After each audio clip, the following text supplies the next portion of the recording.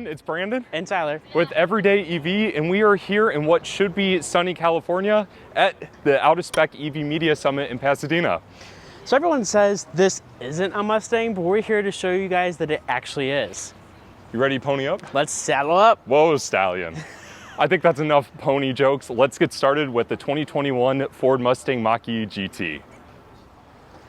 All right, so let's talk about one of the big differences between the normal Mach-E compared to the GT. For the GT, you actually have a different grille that's right here in the front. It's kind of patterned a little cool. Kind of looks like little hexagonal patterns here. You also have a light up pony emblem, which is also super cool. On the front, the only other major differences you can see are actually in the front bumper. You have these different air intakes that are right here on the side, which kind of make this little cool design right here. And the last piece that you're probably going to notice is this big front splitter that's right here on the front bumper. If we walk around the car over here, we're also going to see just a few slight variations compared to the two models. So for the GT, these are the standard GT wheels that you have here. And then you're also going to notice that the top fender portion right here is painted as well. That's going to be the key differences between the regular Mach-E and the GT. I personally love these wheels, but I know some people do not. But I love how these look. If we continue to the back over here, the side profile is pretty much the same as the normal Mach-E. You're not really going to notice a huge difference. It's really not until you get to the very back of the car where there's going to be only two major differences you're going to see. You're going to have the GT badge right here in the center, and then down here below you're going to have the rear splitter. That's how you know that you have a Mustang Mach-E GT. So for a base price of $59,900, let's talk specs and exactly what the Mach-E GT provides to the driver. So horsepower and torque figures, it's 480 horsepower and 600 pound-feet of torque, which is just crazy. A 0 to 60 time in under 4 seconds with a total electric range of 270 miles. I think for that price point, you definitely get a lot, especially in a practical body style of an SUV. So if you want to follow me this way, let's talk a little bit more about charging. So the charge port is right here on the front fender.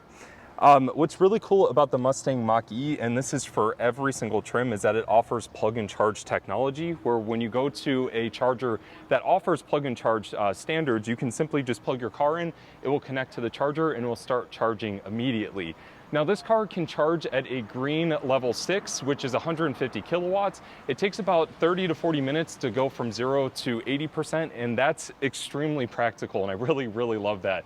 Another thing with the Mach-E GT is that it has dual motors, so you also get all-wheel drive as well as all that instant torque that comes from electric motors. So let's talk about the inside of the vehicle next. All right, so let's talk about interior differences between the regular Mach-E and this GT that we have right here. For the GT, you're gonna have these copper accents that start on the door panel and then go all the way across the dash that are right here. Then what you're also going to see is you have this Alcantara-like material that's here on the door inserts, as well as on these really amazing GT bucket seats that you see right here. You also see the different copper accenting is on the seats here within the trim, and then also on the center console, which is super cool.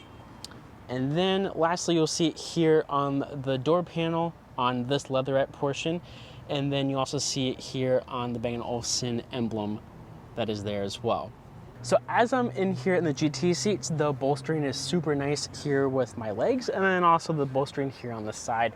I definitely love the copper accents that are on the steering wheel as you're sitting in the driver's seat. These are super cool to see in the GT compared to the non-GT, which does not have these copper accents.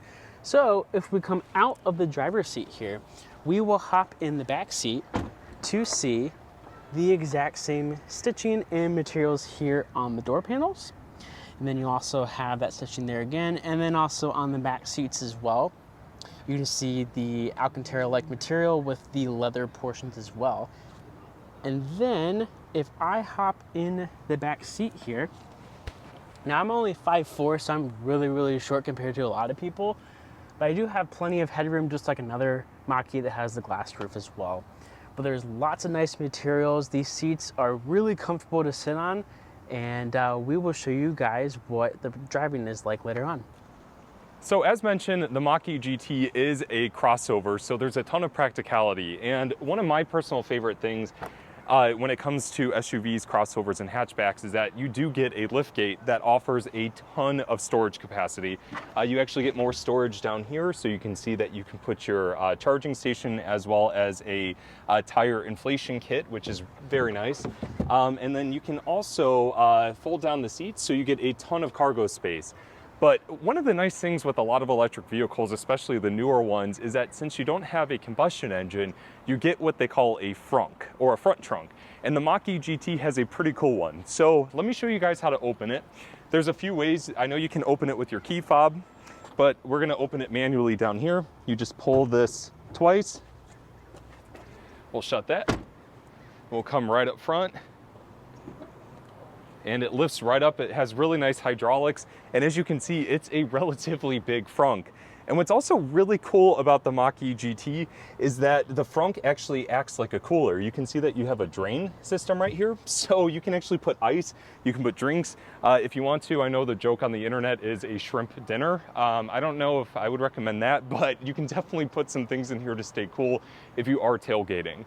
Now that's one really cool thing about the Mach-E GT is that it's just incredibly practical for how much performance you get, and I think that that's exactly why my first impressions with the Mach-E GT are pretty high.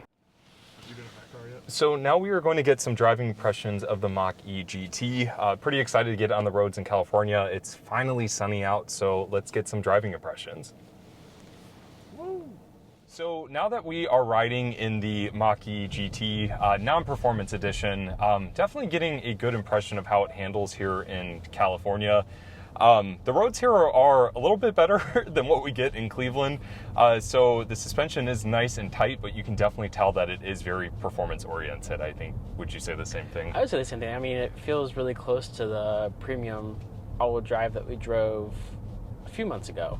But I'd be curious to see what the GT performance is like with the MagneRide. Yeah, the adaptive suspension. But so far, I mean, I like this ride. Yeah. I mean, it's a little bumpy, but you kind of expect that in the Mustang regardless Yeah. of which one it is. And I definitely think these seats are way more comfortable than like the other Mach-E that we've Definitely driven. more comfortable. I like the bolsters Yeah, oh, that yeah. are on here too. Yeah, They're really nice. definitely makes it feel more sporty. I'm gonna take this turn a little fast. Or not. Oh, But this is an on-ramp, so I can punch it. So There's no turn on red though. okay. Yeah, I learned my lesson once. Fun fact, I got a $200 speeding ticket from turning right on red. Yep. And they pulled me happens. over in the Tesla parking lot that I worked at. So yeah, all my coworkers are taking photos through the windows and like, like, oh my God. And that's when I found out my plates were expired too. Oh. So, yep. Double whammy. It's probably why it's $200. Yeah, right. So the blinker in this one's actually normal. What is unbridled? Is faster? unbridled? Switch that on. Oh, one pedal drive is not on. Oh, There you go. Okay. Now it is. awesome. It should feel even quicker too. Yeah. Kyle said to keep the traction on though. Okay. It is on, but So I just go so straight? straight. Yep. Oh yeah. Oh my God. Rumble now. Yeah. Feel it. Wow. Yeah, You can feel it. there is a lot. You know, I actually like that rumble sound. It makes it more engaging. It does. Yeah. Like, it just makes you want to go faster. So what's also really cool is that the Mach-E GT has a semi-autonomous driving feature called Blue Cruise, where it will use its lane keep assist as well as like all the sensors to really monitor what's happening while you're driving on the highway. There's also driver monitoring systems right in front of me to make sure that my hands are on the wheel and that I'm driving safely. But there are some auto lane change features. So we are currently on the highway. All you have to do is simply activate Blue Cruise. And once the screen goes blue, you put your blinker on, the car will monitor what's happening, and it will merge over for us, which is pretty cool. It's pretty cool. I would say it did that pretty seamlessly. It did. That was Yeah. really, really smooth. And then Blue Cruise is back on. I would say that's pretty impressive. It is, Yeah. Good. So we are officially heading up Angeles Crest Highway, which, if you don't know, this is my first time on here, and this place already seems nuts. It already just seems intense. It's I believe it's one of the most famous highways for driver enthusiasts. Yeah, a lot of, you know, magazines and journalists will come up here to test cars, just like this car. And we're so high up already, my ears just popped. Yep, mine just did too. So you got some nice turns. Hit that apex. I do remember all my brief driving lessons from Auto Interest. Your track terms? Yep. Driving through the Costco parking lot. Oh my God, I could see where people like... You can easily go off, yeah. This is really cool. It is. So in terms of performance driving impressions, the car handles really well. I would definitely say the steering is very tight. I know sometimes people complain about crossovers with like numb steering, but this is really engaging. We do have it in unbridled, yes. So that probably helps a lot too. And in bridle mode definitely gives it more engagement. Oh, nice Ferrari. Nice Ferrari. Anyways, distracted. Squirrel. Distracted. I would say provides more engagement, like the rumble sounds, and it almost vibrates too. I know some people don't necessarily like the fake combustion sounds that like some electric vehicles are like now getting, but I actually really like it. I really like how this one sounds. And this one sounds a lot deeper than I think the standard Mach-E. Yeah. At least from what I remember. Whee! This is like really tight. Yeah, I know. I wish these seats had a little bit more bolster, like actually held you in your seat. I do like the sound on this though, like rev it.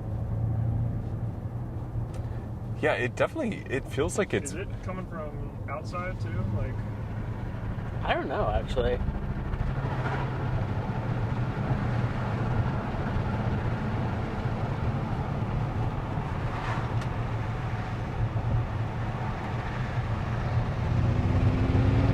See, I think it's unfair. I had a Mini Cooper in front of me, and now you get this like... Oh, all of this? This like Rainbow Road-esque experience. Like...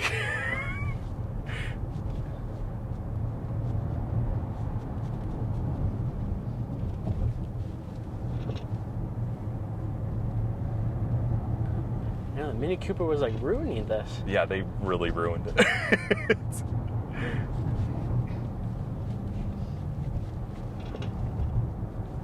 No, that's okay. I still got a chance to experience it. Just not quite this unbridled. This unbridled.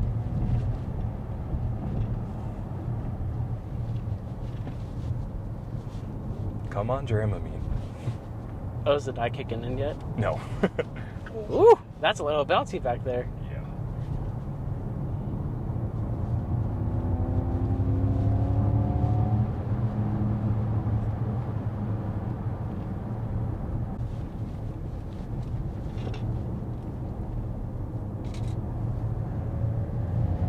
I knew you were going to punch it.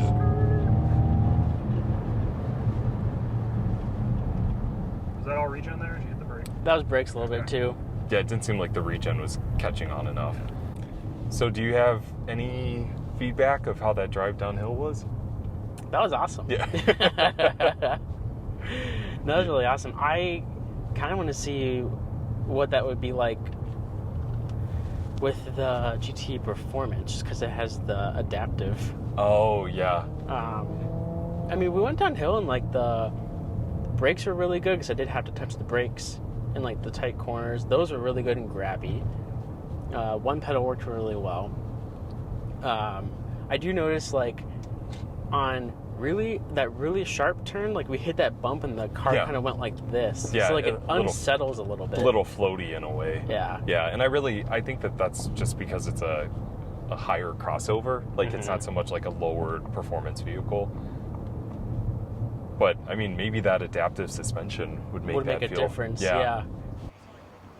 So anyways, everyone, that's going to be our first impression video of the 2021 Ford Mustang Mach-E GT. I would definitely say we are impressed with it. The driving capabilities, the practicality, and just what this car offers for that price point is incredible.